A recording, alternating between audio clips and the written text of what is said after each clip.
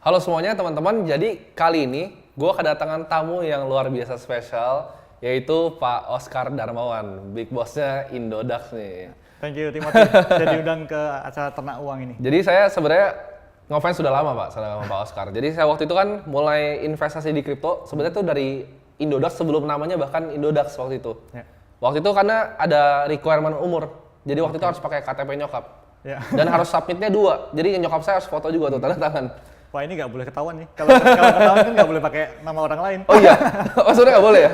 Jadi waktu itu saya pakai nama mama karena umurnya belum cukup Pak. Tapi saya ada lihat sekali sih yang di Twitternya Timothy, Iya, ada foto iya, Timothy. saya pernah kan. foto itu. Ya, makanya saya sebenarnya saya sangat salut sama Timothy sih. Apalagi waktu konten-konten Ternak Uang pertama kali keluar, saya sangat ngefans gitu. Bahkan alasan saya mulai aktif di Instagram itu karena saya ngeliat Oh iya, Timothy. waduh. Dulu sebelum waktu saya pertama kali mulai Indodax atau Bitcoin.co.id kan tahun 2014. 2014 ya waktu itu. Saya memutuskan untuk nggak pernah memunculkan sosial media saya ke publik. Makanya semua informasi tentang saya kan saya tutup kan. Iya. Saya tutup sampai saya melihat sosok Timothy yang memberikan edukasi ke market lain sebagainya. Saya lihat, wah saya harus mencontoh Timothy. Wah ini. Makanya baru tahun 2021 kemarin saya buka semua sosial media saya. I see. Kalau belakangan tapi Pak Oscar lumayan aktif ya Pak? Sekarang lumayan aktif karena nyentuh Timothy. Jadi saya kan sempat ini kan. Jadi Pak Oscar mungkin ceritanya dulu waktu tahun 2012 ya waktu itu mulai di dunia kripto. Betul. Nah, Pak Oscar kan sebenarnya cerita di beberapa podcast kan. Jadi mungkin udah banyak yang tanya, oh Pak Oscar tuh mulainya seperti apa. Jadi Pak Oscar waktu itu dengan partner mulai waktu itu bitcoin.co.id ya. Dulu awalnya cuma forum kan tuh. Betul. Jadi kalau kita bicara 2012 waktu itu Bitcoin.co.id dimulai dari partner saya, William Sutanto. Dia bikin blog. Ya. Blog tentang apa itu Bitcoin. Ya. Karena kita sangat believe on Bitcoin, not other coin. Ya. Jadi kita cerita apa itu Bitcoin lain sebagainya, makanya kita dikenal sebagai Bitcoin evangelist. Jadi kita mulai barengan sama, mungkin kalau teman-teman di sini pernah tahu dulu namanya Mt. Gox, Coinbase, ya, BTC Cina. Ya, jadi nama-nama yang saya sebutin yang masih ada cuma Coinbase kali. Yang lain Mt. Gox sudah meledak. Sudah ambruk, BTC Cina sudah dijual ke Yahoo lain sebagainya. Saya mau tanya Pak, tapi conviction pertama Pak Oscar pas ngelihat kripto, apa yang bikin Pak Oscar kayak waktu itu kan Pak Oscar sempat bekerja juga waktu di Singapura ya, kalau nggak salah. Apa yang bikin Pak Oscar tuh, oh ini kayaknya saya mau all in di sini gitu, di cryptocurrency. Apa yang Pak Oscar lihat dari industrinya? Yang pertama, saya pertama kali nggak convince sih. Terus terang saya pertama kali nggak convince, saya penuh dengan doubt karena saya kan aktif di menggunakan e-money ya waktu itu ya. Kita lihat sejarahnya e-money, Liberty Reserve, e-gold, itu semua ditutup FPI loh. Ya, kalau kita sudah bicara e-money yang menyentuh internasional, global, itu semua nggak ada yang take off. Cuma satu-satunya take off itu PayPal, karena ada pelindungan dari US. Ya. Nah, makanya waktu pertama kali saya kenal Bitcoin tahun 2012-13 silam, saya juga penuh dengan keraguan. Tapi kemudian setelah mempelajari lebih dalam, saya melihat bahwa ini konsepnya menarik, di mana dia benar-benar based on faith dari para usernya dan semua sistemnya itu berjalan sendiri, terdesentralisasi. Kalau kita bicara konsep yang lainnya ya, semua kan centralized ya. Dan yang membuat kenapa Bitcoin survive, saya kira adalah karena pendirinya, penemunya itu mereka tidak mendeklar dirinya.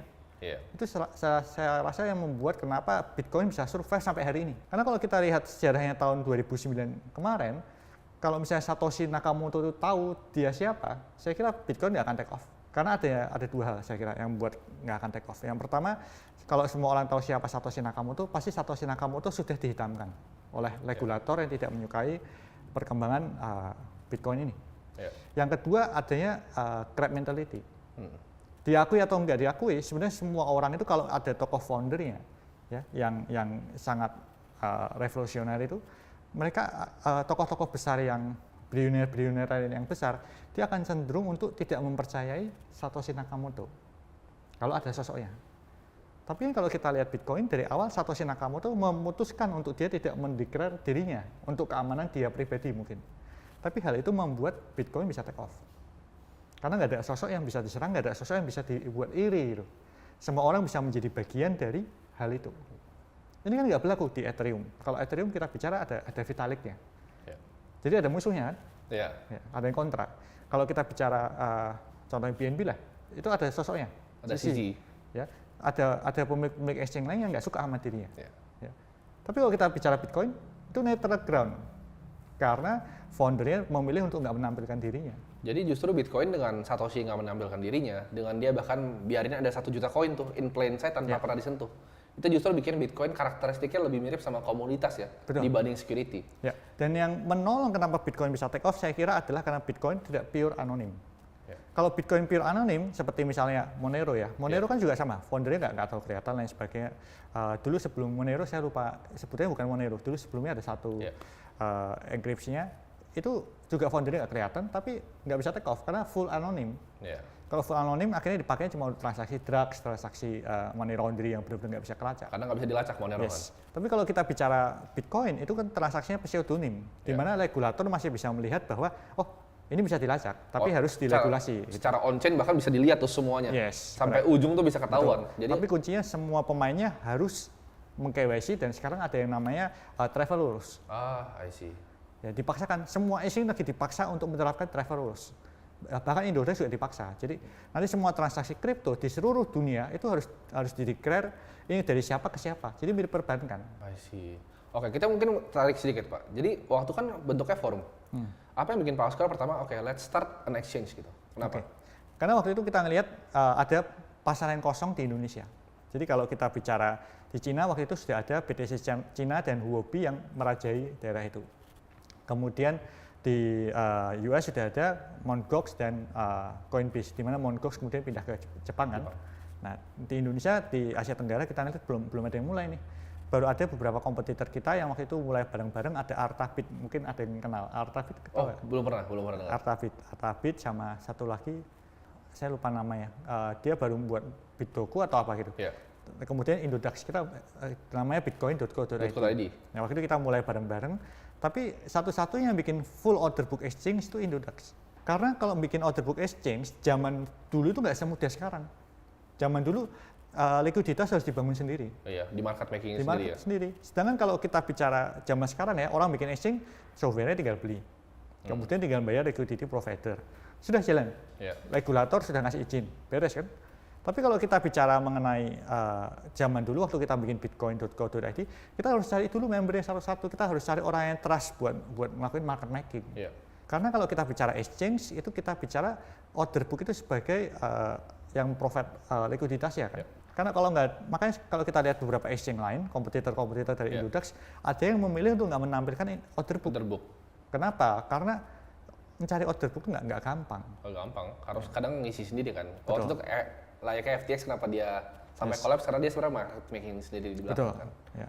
I see. Nah makanya waktu itu kemudian kita membuat kita nggak ada pasar kosong, kita melakukan all in. Saya stop dari pekerjaan saya di Singapura dan agensi saya di Jakarta juga saya give up.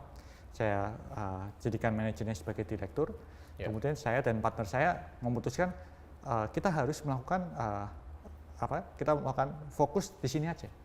Karena kalau kita nggak fokus di sini, statusnya waktu itu agak berbahaya karena dua hal. Yang pertama, industri Bitcoin saat itu belum diatur siapapun.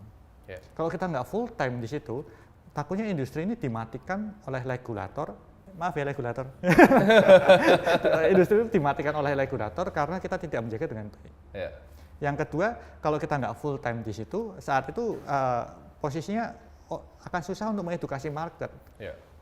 Perlu benar-benar full time untuk mengedukasi sih waktu itu. Jadi fokusnya Indodax waktu itu untuk mengedukasi masyarakat Indonesia supaya adopsi kripto itu bisa lebih cepat. Dan regulator. Dan regulatornya juga. Regulator lebih penting sih. I see. Karena kalau mungkin teman-teman nggak tahu sih, tahun 2014, tahun 2015 silam, waktu kita memulai usaha ini, kita tuh menghadapi beberapa ancaman. Terorisme, penggunaan drugs, money laundering,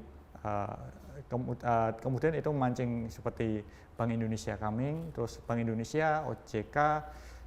Saya ini salah satu orang yang pernah disidang OJK, benar-benar disidang. Jadi datang dipanggil OJK meeting, semua direksi OJK ada dari Mabes, dari Polda, kemudian dari BI, dan saya sendirian gitu.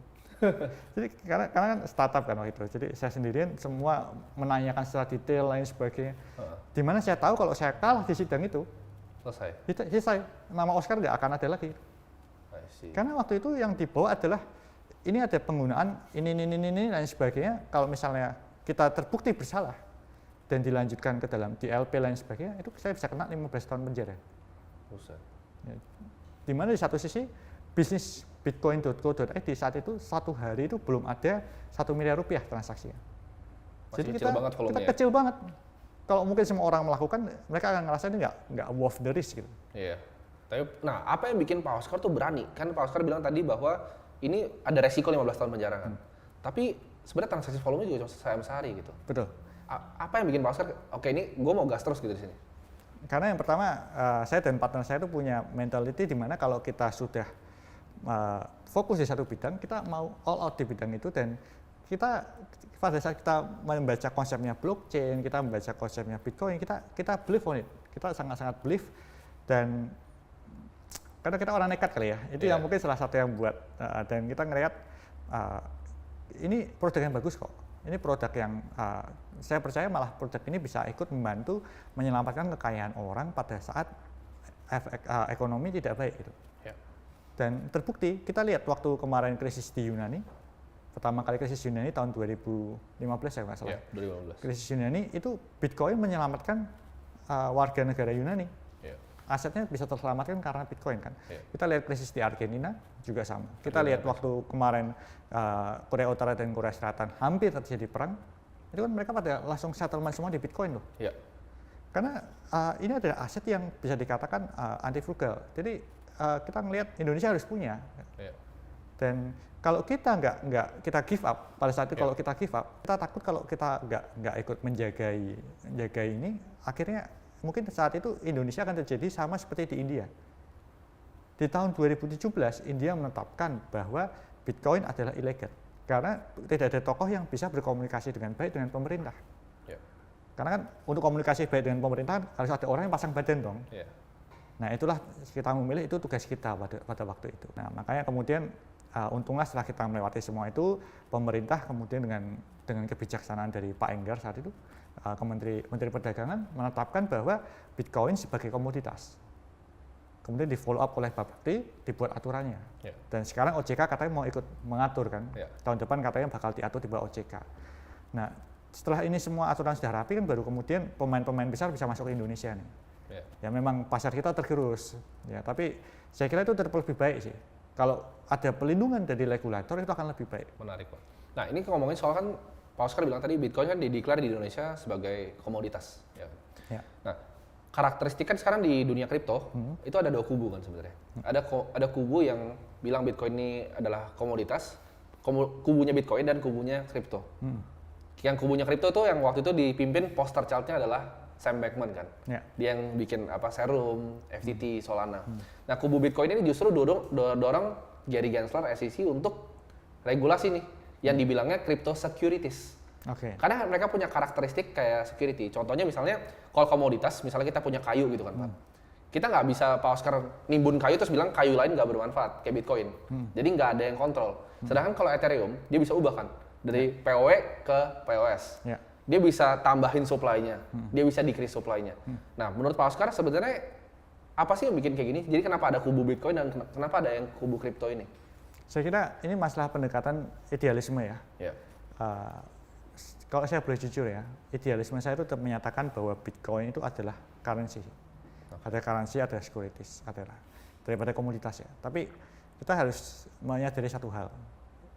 Pada saat kita berbisnis, pada saat kita hidup di negara ya, kita nggak bisa menabrak semua aturan yang ada. Waktu itu ini pembicaraan saya dan partner saya tahun 2015. Karena waktu itu saya disidang di Bank Indonesia, ini persidangan yang lain. Sering disidang ya? Di sidang kita benar-benar dipanggil Bank Indonesia, yang kemudian di-spot sama wartawan itu, yang Oscar, bos Bitcoin Indonesia dipanggil Bank Indonesia waktu itu, saya ingat banget judulnya. Tiba-tiba waktu saya habis meeting, dikerubungi wartawan. Karena kita harus tahu di Indonesia ini ada undang-undang rupiah kan. Undang-undang rupiah itu langsung memotong mengenai pembayaran harus menggunakan rupiah. Semua currency lain itu nggak bisa, termasuk US dollar nggak bisa buat pembayaran. Terus yang kedua ada undang-undang yang mengatur tentang securities. Kalau kita pendekatan Bitcoin sebagai sebuah efek, itu juga nggak bisa sama sekali. Jadi kalau misalnya kita bicara itu ya agak susah. Makanya saya suka nggak suka, kita idealis nggak idealis, terpaksa di Indonesia itu harus menjadi komoditas. Karena kalau kita nggak memilih menjadi komoditas, yang terjadi adalah Bitcoin tidak mempunyai tempat di Indonesia. Tapi apakah itu berbeda Pak dengan let's say misalnya kita bandingin Bitcoin sama Ethereum. Bitcoin kan Satoshi itu menghilang. Ya. Dia nggak pernah touch lagi protokolnya dan perlu 51% untuk ganti. Which is di Blockworks 75%. Oh, sekarang 75 ya? 51% itu bisa, tapi itu beresiko untuk hard fork. Kayak waktu itu yang pas Blockworks kan? Yes. Ya. Jadi yang paling aman tuh 80%. Oke. Ya. Which is nggak mungkin? Possible dong. Possible. Ada mungkin yang miner yang ciptain sampai 80%? Bukan, maksudnya mereka semua sepakat menciptakan konsensus dari 80 ya. I see. Ya. Nah, kalau Ethereum kan Bitcoin perlu kayak gitu untuk diganti. Ethereum sedangkan punya foundernya, punya tim, punya developer di dalam. Yes. Nah, itu menurut Pak Oscar, apakah Ethereum ini lebih mirip sama efek kayak Gary Gensler bilang? Kalau kita bicara mengenai miripnya, memang lebih mirip dengan efek ya, karena itu kan ada foundernya mengendalikan lain sebagainya. Tapi sekali lagi, masalahnya kalau kita sudah bicara di media, apalagi di publik seperti ini kan, saya nggak bisa menyatakan bahwa Ethereum ada efek. Iya. Tapi memang kalau secara boleh jujur, memang secara karakteristik, Ethereum itu masih sangat bergantung kepada foundernya. Ini kan kalau kita bicara mengenai Bitcoin dan token-token yang lain ya, kita bicara entah itu Solana. Ethereum, bahkan BNB, itu semua kan ada issuernya, benar ya? Kalau Bitcoin itu nggak ada issuernya. Dia pre-mine bareng sama semua orang kan Satoshi waktu itu. Sama-sama. Pre-mine-nya itu bahkan sampai sekarang masih pre-mine kan Bitcoin itu. Masih pre-mine karena belum 21 juta supply-nya. Sedangkan kalau token-token utility yang ERC20 semuanya itu kan pre-mine, mereka keluarin sekaligus. Issue. Founder udah punya duluan. Yes, betul. Jadi kalau kita bicara mengenai efek dan komoditas tadi ya memang yang satu lebih mirip sedikit seperti efek, tapi yang menjadi penyangkalan itu bukan efek kan adalah karena dia tidak berbasiskan apapun gitu. Iya. Tidak berbasiskan perusahaannya, tidak berbasiskan apapun. Tapi memang batasan itu menjadi sangat abu-abu pada saat tokennya itu di-pack dengan komoditas. Iya. Komoditasnya bisa macam-macam, bisa di-packnya dengan aset perusahaan, bisa di-packnya dengan US dollar, stablecoin, bisa di-pack dengan properti kayak contohnya token life, terus kemudian bisa di-pack dengan apapun lah. Tapi itu sekali batas abu-abu kan. Yeah. Karena makanya ini mungkin pinter-pinternya orang kripto itu mereka bermain di jalur abu-abu. Karena kalau kita lihat regulasi daripada efek itu ada sesuatu yang dikeluarkan oleh perusahaan dengan jaminan daripada perusahaan itu sendiri kan. Betul. Tapi ya itu memang abu-abu sih, nggak bisa dibantah kan. Oke, tapi berarti Pak Oscar setuju bahwa Bitcoin itu bukan efek? Saya setuju banget, Bitcoin bukan efek, tapi Bitcoin itu debatable untuk dinyatakan sebagai currency atau komoditas.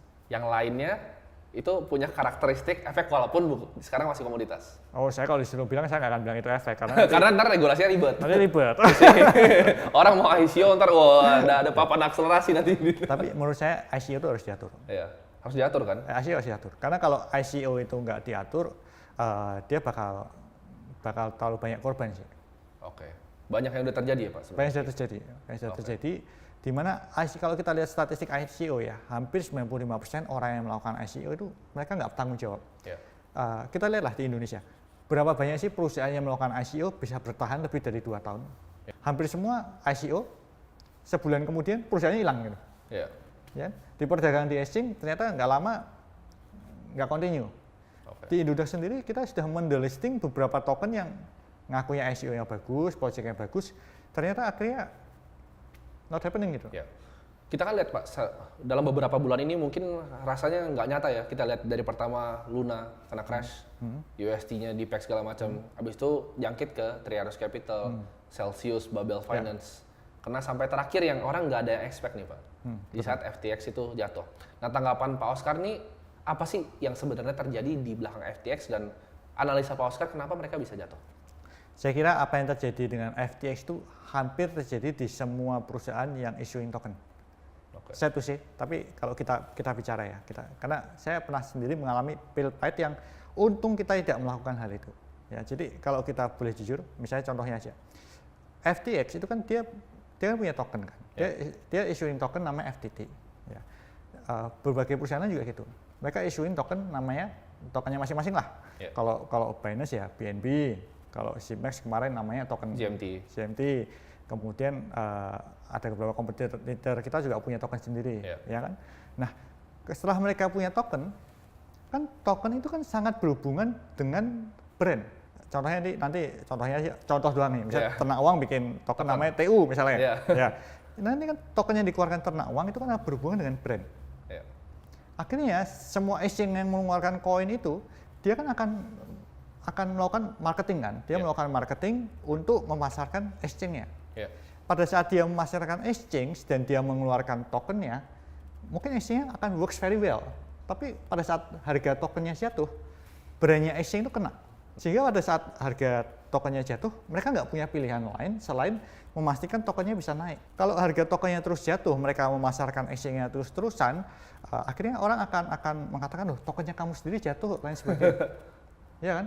Nah kemudian mereka akan menggunakan capital yang mereka punya untuk mendorong harganya naik. Tapi kan proses mendorong harga itu bukan sesimpel itu, bukan dengan kita put 50 miliar, 100 miliar, kemudian harganya bakal langsung naik. Nggak seperti itu. Karena ada mekanisme jual beli pasar, kemudian proses orang ngedam, proses orang taking profit dari proses market making yang membuat akhirnya uang yang kita injek itu bisa habis. Ya. Nah, yang terjadi di market yang membuat token itu kan uang mereka tuh dipakai untuk menyupport harga market makingnya. Nah, yang terjadi di FTX itu agak ekstrim sih. Jadi dia menggunakan capitalnya untuk mendukung harganya.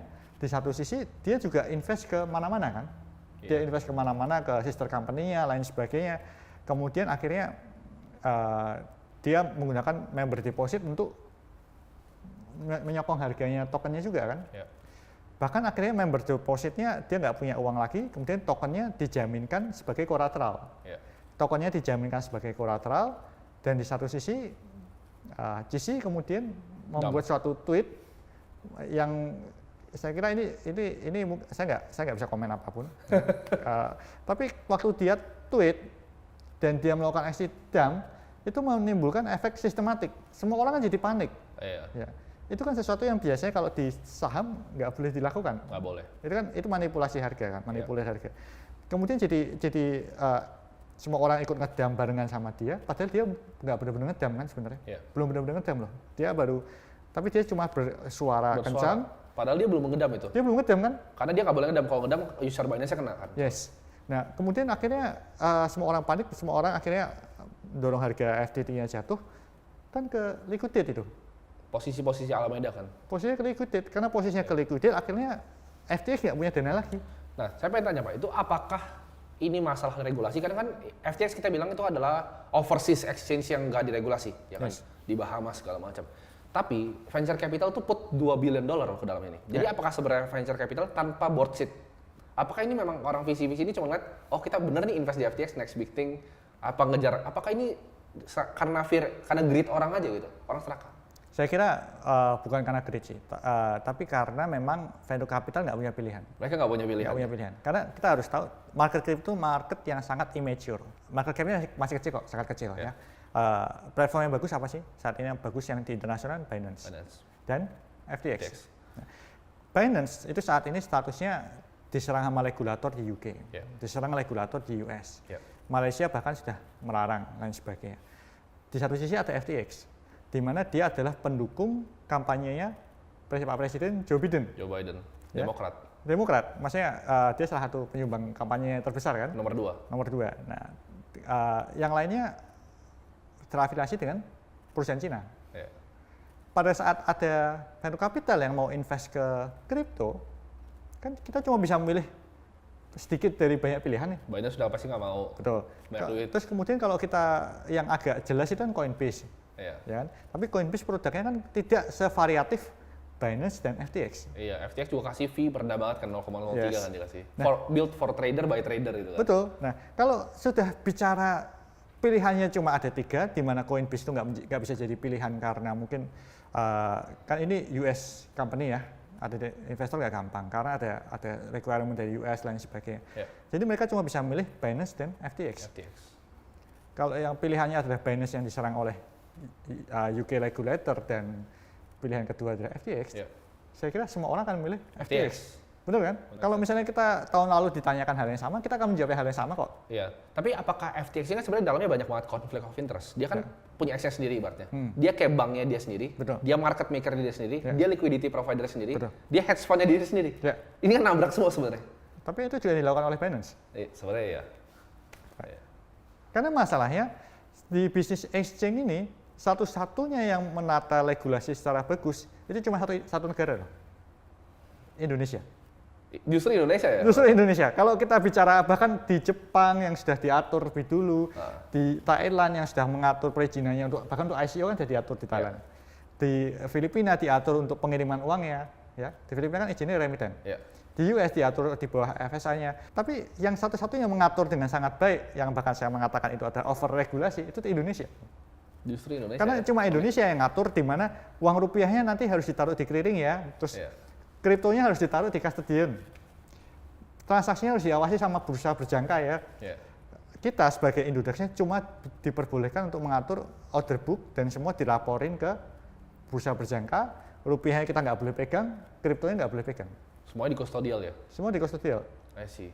Itu satu-satu yang ngatur, itu cuma Indonesia. Iya. Sebenarnya kalau kayak misalnya even Binance ya, kalau kita taruh di exchange sebenarnya, itu ibaratnya kita berharap bahwa funds kita ada beneran kan? Betul.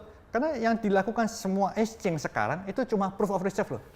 Nah tapi ini saya kemarin sempat menarik nih Bang, karena saya sempat ngobrol sama Benzo kan, tentang proof of reserve. Dia bilang proof of reserve itu semua orang bisa bikin. Proof of reserve itu tidak menjamin apapun. Bener. Even dia bilang mau bikin Merkle trees, itu semua nggak menjamin apapun. Kalau memang kita mau menjamin, seharusnya kita bukan melakukan proof of reserve, tapi proof of reliability. Tapi sampai hari ini belum ada perusahaan exchange yang melakukan proof of reliability, bahkan Binance belum. Ribet kan? Ribet. Nah, makanya di Indodax ini kita lagi mau melakukan. Oh, justru Indodax mau. Indodax mau melakukan karena kita siap dan kita mungkin karena kita transaksi kita nggak sebesar Binance ya. Enggak lah. Tapi kalau kita bicara proof of reliability itu artinya membandingkan member deposit dengan proof of reserve. Karena kalau misalnya kita bicara Binance atau kita bicara exchange lain yang besar, proof of reserve-nya pasti kelihatan besar. Kan walletnya besar. Walletnya mereka. Tapi kan mereka kita nggak tahu apakah member depositnya match atau enggak.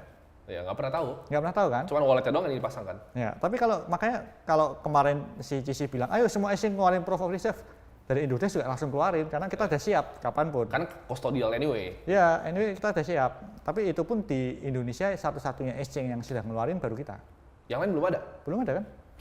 Oh iya, baru Indodax ya yang proof of bahkan reserve. kompetitor besar kita yang di backup sama internasional mereka nggak keluarin. Iya. Karena mungkin saya juga nggak tahu sih. Daripada saya nuduh macam-macam ya. Tapi apakah praktek ini sebenarnya nggak lazim ibaratnya di dunia kripto? Apakah banyak yang mungkin Pak Oscar tahu sendiri exchange yang nakal seperti ini? Mereka bukan nakal, tapi mereka mencari additional income. Oke. Kalau sebenarnya kita bicara bank kan gitu, bisnis bank ya. Karena masalahnya sekarang crypto exchange itu beda seperti tahun 2014. Tahun 2014 waktu kita mulai bisnis crypto exchange, sama seperti zamannya dulu awal-awal semua pemain kripto ya. Kita itu dari orang IT. Kita bukan bankers. Oscar itu adalah orang IT. William adalah orang IT. Kita cuma tahu bahwa kita harus buat sistem yang aman, yang baik, dan ini adalah marketplace. Kita mempertemukan pembeli dan penjual. Titik. Gitu. Sedangkan sekarang di tahun-tahun 3 tahun terakhir khususnya, semua yang masuk ke crypto exchange adalah bankers, adalah finance, orang finance, di mana mereka pandangan mereka ini adalah seperti bank. Kalau ada orang yang menitipkan rupiah dan ada orang yang menitipkan kripto, itu harus dikelola. Fractional reserve. Iya, makanya terus mereka melakukan fractional reserve. Uang rupiahnya harus dikelola nih, dimasukin ke mungkin beli obligasi atau apa lain sebagainya supaya pendapatannya besar. Sebenarnya ini terjadi kan, mungkin saya nggak tahu sih, ada exchange di Indonesia yang udah sempat meledak juga kan. Sudah, ya. Karena kan mungkin fundsnya dipakai di tempat lending gitu kan, lending crypto contohnya. Dan sebenarnya nggak tahu sih, saya udah dengar rumor, mungkin kita ngobrol nanti aja waktu di sini. Ada beberapa exchange yang juga seperti itu di Indonesia bahkan. Di Indonesia juga seperti itu. Jadi yang kasih bunga-bunga tinggi itu biasanya pasti nggak mungkin dong, dia nggak mungkin bakar duitnya sendiri terus. Betul. Jadi yang terjadi kriptonya dititipkan ke third party. Nah, nanti third party-nya kemudian memberikan bunga ke dia. Sebenarnya kayak bank kan, dia tinggal ambil spread-nya aja, misalnya 3% dia ambil tuh. Betul. Tapi Indodax-nya produknya kita paling sederhana, paling simpel, karena kita tahu ini yang paling aman buat user. Kalau kita melakukan staking suatu kali, itu pun kita melakukan stakingnya di blockchain. Yeah. Karena kalau staking di blockchain itu private key-nya tetap kita pegang kan. Yeah. Jadi user nggak dirugikan. Tapi kalau yang bunga-bunga tinggi itu biasanya terjadi adalah mereka mempercayakan ke third party yang bisa mengelola keuangannya. Ya itu memang nggak salah, itu additional income. Yeah. Bukan additional, itu big income, more bigger than the free trading itself. Pasti, lebih gede daripada lebih besar. Diambil dari spot kan. Ya, karena kita harus tahu, contohnya kayak Indodax lah. Indodax kan belum sebesar exchange global lainnya ya, tapi kita sendiri itu kita megang lebih dari 6 triliun uang mengendap. 5 triliun, 6 triliun, bahkan hampir 10 triliun lebih. Ya, belum kriptonya, lain sebagainya. Itu kan sudah berapa puluh triliun ya. Kalau kita pikir goblok ya, sudah gini aja lah, kita staking ini ke third party, kita pastahin ke third party. Dapat berapa aja itu DeFi, yield farm dikit aja, wah udah. Itu kita dapat sekitar 5%, 10% pun sudah triliunan. Sudah very good. Tapi kita nggak melakukan, karena kita tahu itu adalah tanggung jawab yang dipasrahkan member ke kita. Oke, tapi FTX menyalahgunakan itu untuk kepentingan pribadinya sebenarnya. Saya akan bilang mereka bukan menyalahgunakan itu, tapi bisa dikatakan mereka belum diatur untuk tidak diperbolehkan melakukan itu. Oke. Kan kemarin tuh ada interview menarik tuh kan, dia udah mulai buka suara, Sam Bankman. Ini ada pertanyaan sedikit nih ke Pak Oscar. Mungkin bisa dijawab atau kalau nggak mau jawab juga nggak masalah Pak. Menurut Pak Oscar, Sam Bankman ini pura-pura atau dia beneran seperti yang dia bilang? Dia kayak, dia sebenarnya nggak tahu. Dia ibaratnya kayak anak yang dulu nyuri mobil terus nggak tahu gitu mobilnya dibawa kemana. Atau sebenarnya dia udah tahu semua, dia udah desain. Karena dia bilang kan sempat dia bahkan nggak tahu waktu itu bukunya Alameda dia bilangnya. Tapi di interview yang dulu, dia bilang dia tahu persis cara Alameda market makingin FTX. Saya kira, saya nggak tahu yang terjadi apa ya. Cuma saya kira salah satu job CEO yang paling penting adalah PR. Bener kan? Kita nggak bisa bantah. Job CEO yang paling penting adalah PR.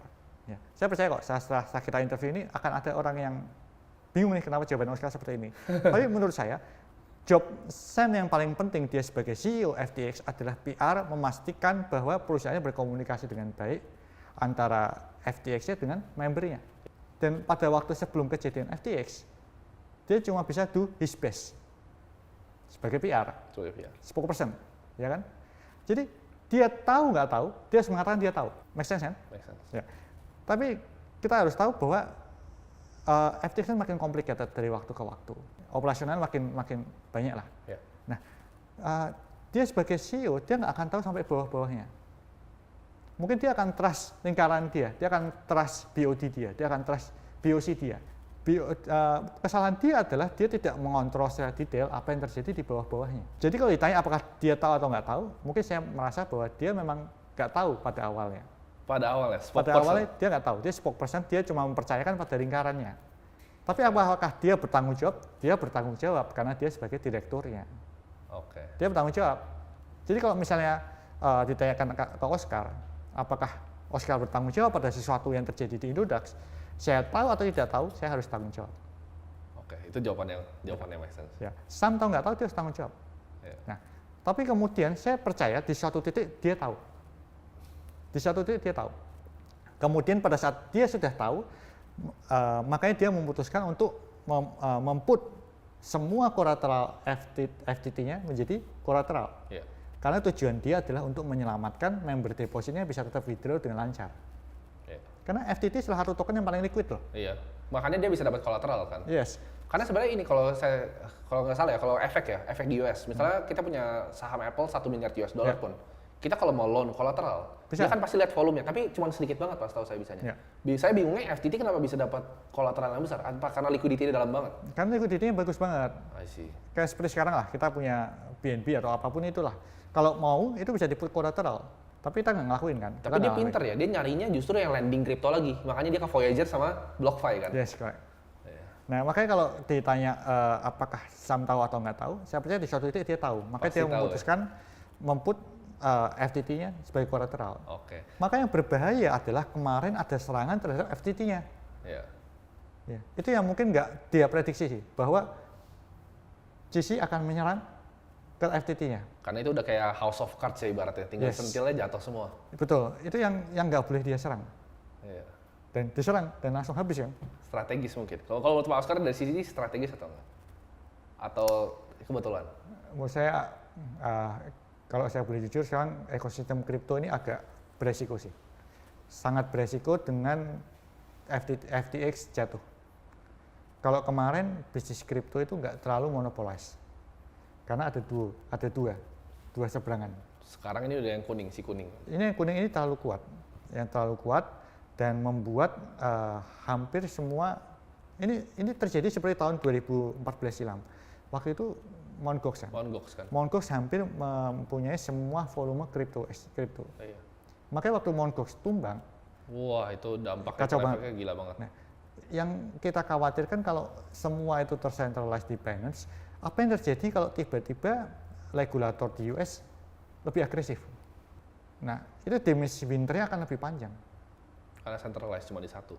Ya karena ini agak semi centralized sih sekarang. Monopoli banget. Semua orang mau ICO pun ke dia, mau launchpad ke dia. Ya. Untungnya ada Coinbase sih. Masih ada tampungan sedikit lah di US. Ya betul. Ini mirip banget sama 2014 silam. Kita sih nggak pengen terjadi apa-apa sama si kuning ya. Yeah. Karena saya percaya bahwa ini ekosistem ini saling terhubung. Yeah. Indodax biarpun nggak ada hubungan sama si kuning ya, tapi kok si kuning ini terlalu bergoyang, yeah. Ekosistemnya juga ikut goyang semua. Kena semua. Makanya kalau kita ditanya apakah kemarin FTX dan si kuning dengan Binance ini adanya pergerakan ini akan berefek. Kita bisa lihat lah sekarang efeknya. Kripto turun semua. Yeah.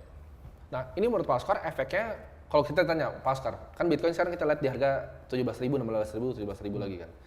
Menurut Pak Oscar dalam mungkin waktu kuartal 1 tahun depan, apakah akan ada bottom lagi? Karena kita lihat kan dampaknya dari FTX belum selesai nih. Genesis kena, DCG-nya atasnya kena. Yes. Orang yang takutnya kan diskonnya udah 40% tuh NAV. Yeah. Karena orang bilang, oh Grayscale nggak punya lo Bitcoinnya. Yeah. Tapi Coinbase Custodial bilang, oh gue punya nih ada koinnya. Kalau itu hancur Pak, kalau Grayscale kena, itu kira-kira gimana dampaknya ke kripto? Benar-benar kacau balau sih kalau sampai Grayscale kena ya. Yang bakal gawat adalah benar-benar centralized-nya ke kuning semua kan. Karena ETF-nya tumbang ya. Betul, karena masalahnya yang benar-benar jadi masalah ini adalah ekosistem kripto ini dibangun dengan spirit desentralisasi. Yeah. Dengan spirit bahwa kalau decentralized, regulator mau tidak mau itu harus mengatur dengan baik dan tidak bisa menutup satu untuk menutup semua ekosistem. Betul. Kan benar. Itu alasan kenapa Bitcoin survive. Tapi dengan semua centralized, itu regulator cukup menyerang satu untuk menyerang semua ekosistem ini. Menurut Pak Oscar, kan sekarang 17.000. Bitcoin apakah sekarang ini udah price in bottom? Karena kemarin saya ngobrol sama teman-teman kripto banyak yang ngambil di 15.000 kan. Menurut Pak Oscar apakah ini udah bottom? Belum. Apakah tunggu Genesis nanti? Menurut saya bukan karena Genesis, bukan karena FTX, tapi memang Bitcoin itu belum bottom. Oke. Jadi sebelum adanya FTX dan sebagainya, ada beberapa interview tanya ke saya percaya kalau Bitcoin itu bisa menyentuh 13.000 atau bahkan 14.000 kayak sudah hampir pasti ya. 13.000, 14.000. Karena kalau kita lihat kurva 4 tahunan ya, kalau kita bicara secara teknikal lah, murni teknikal, dari titik tertinggi sampai titik terendah yang terjadi selama yang tahun 2012, 13, tahun 2017, ya maupun sekarang yang berulang terus-terusan, itu turunnya mencapai 80%. 80% belum, masih belum 66 ya? 67 ya. Semua orang sudah panik kan. Ya. Tapi saya melihat media belum menyatakan Bitcoin mati kok. Berarti belum bottom ini. Belum bottom ya. Tapi uniknya saya lihat di logarithmic scale-nya kan dalam waktu mungkin 10 tahun terakhir. Ya. Kita lihat yang di 2013 dropnya, tapi saya lihat justru dropnya makin kecil terus Pak. Jadi kan 90 ke 88 ke 80. Sekarang ini 67, tapi tetap masih mungkin 70 80 ya. Karena adanya passive future kan. Kalau kita bicara 8 tahun lalu kan belum ada pasar future. Yeah. Jadi orang cuma bisa ngebit ke atas kan. Yeah. Sekarang sudah ada pasar future, orang bisa ngebit ke atas bawah. Yeah. Ya memang itu yang terjadi kan, semakin lama kan akan makin menyempit ya. Yeah. Tapi market ini masih kecil ya, likuiditasnya makin kecil. Orang bilang kayak Bitcoin dan crypto in general itu adalah, orang bilang ini aset kelas yang berbeda nih. Tapi saya lihat sekarang makin mirip seperti Nasdaq. Makin mirip, karena masalahnya pemain yang masuk ke dalamnya sama. Jadi kayak kemarin orang kan prediksi nih 13-14 nggak tahu nih Fed naikin berapa rate-nya kan. Orang prediksi 0,5, kalau 0,75 bisa rusuh kan. Begitu kemarin dibilang ini akan lebih santai, S&P shoot, saya lihat Bitcoin juga harganya balik 17.400 gitu. Karena masa pemain institusi mulai masuk ke Bitcoin dan mereka duit institusi kan pertimbangannya sama ya. Jadi berarti udah sama nih marketnya, mirip? Saya kira mulai mirip, tapi tetap kita bisa perhatikan ada banyak sekali institusi yang benar-benar murni di Bitcoin. Mereka nggak invest di Nasdaq lain sebagainya. Tapi tetap kalau kita sudah bicara institusi bermain dan rata-rata invest di Bitcoin dan invest di Nasdaq itu sama ya, pergerakannya memang akan makin convergennya akan makin dekat dan makin dekat ya. Oke. Ini mungkin pertanyaan yang menarik Pak untuk teman-teman mungkin tahu. Bosnya Indodax itu invest di kripto, belinya kripto apa sih? Mungkin ini hard disclaimer ya, ini bukan financial advice ya? Dan bukan ajakan jual dan beli sebuah aset. Pak Oscar Darmawan sendiri itu belinya apa sih di portfolio? Kalau dari saya pribadi dari dulu saya ditanya, ini saya punya pendapat cuma 2 sih. Token yang saat ini sampai hari ini masih mature dan nggak terlalu beresiko ya. Yang satu Bitcoin, karena Bitcoin itu punya nilai intrinsik. Nilai intrinsiknya ini membuat orang cenderung tidak menjual di harga seenaknya. Yang kedua kemarin Ethereum. Karena Ethereum kemarin juga ada nilai intrinsik yang membantu memastikan harganya tidak terlalu turun. Proof of work-nya. Proof of works. Proof of works biarpun nggak green, biarpun nggak banyak orang bilang itu pemborosan energi, kemudian tapi itu nggak efisien. Itu justru intrinsik. Iya. Karena kalau kita bicara pre-mine-nya Bitcoin sampai hari ini, setiap satu Bitcoin tercipta ada energi yang dikeluarkan. Ada energi. Hal yang sama dengan alasan kenapa emas tidak harga sampai ke 0. Karena biaya eksplorasi dari emas itu membuat harga emas tidak dijual di bawah biaya eksplorasi. Bitcoin dengan adanya biaya eksplorasi di harga tertentu, Bitcoin tidak akan dijual di bawah biaya eksplorasi oleh yang pre-mine, oleh penambangnya. Oke, jadi masih ada Ethereum atau enggak? Masih ada. Begitu ganti proof of stake, tapi apakah conviction-nya berkurang untuk Pak Oscar? Berkurang buat saya. Buat saya, dulu saya sangat believe on Ethereum, tapi belakangan ini dengan adanya proof of stake saya malah jadi ada keraguan. Dulu lebih gede Ethereum atau Bitcoin dulu? Dari dulu saya Bitcoin.